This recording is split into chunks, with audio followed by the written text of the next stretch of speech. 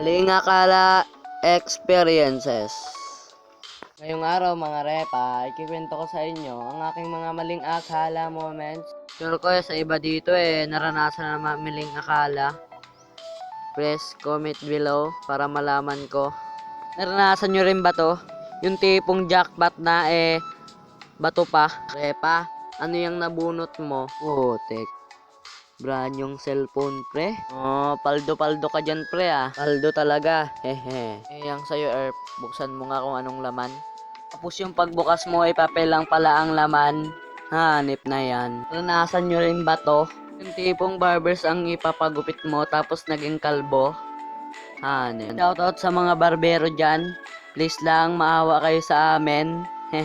Manong, barbers po ang papagupit ko. No problem, gagandahan ko ang gupit mo.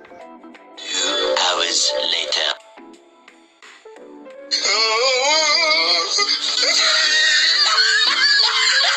Putik na yan. Dapat hindi na lang ako nagpagupit dito. Ginawang siopaw yung ulo ko.